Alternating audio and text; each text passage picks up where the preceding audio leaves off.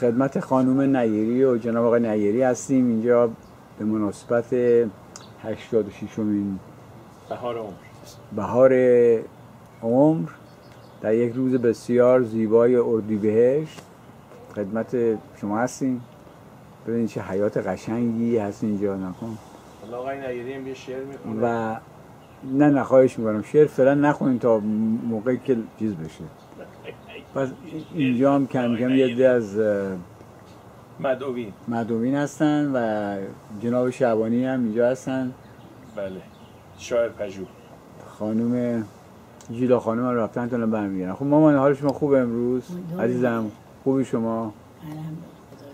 روز تولدت دیگه ها؟ بله مبارک باشه انشاءالله. امیدوارم خیلی مبارکت باشه و سال خوب و سالم و خوشحالی داشته باشی. بیچاره به امید خدای بزرگ قسم اینه که همه شما سالم باشید. سلام علیکم. زیر سایه شما. با شما زندگی. قربونتون برم. زنده باشی. خلاصه خیلی روز زیبایی. شما هم چقدر رنگ صورتی بهت میاد. آره. خب جناب نیری شما چطوری؟ خوبم.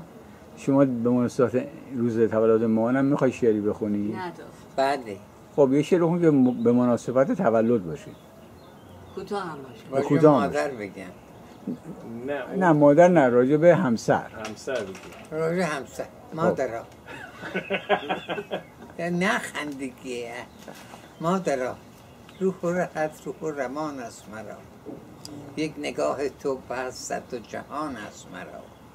فارغم از هر چه ودیهای سرشت، زیر پای تو نهاده است خدا باغ بهشت.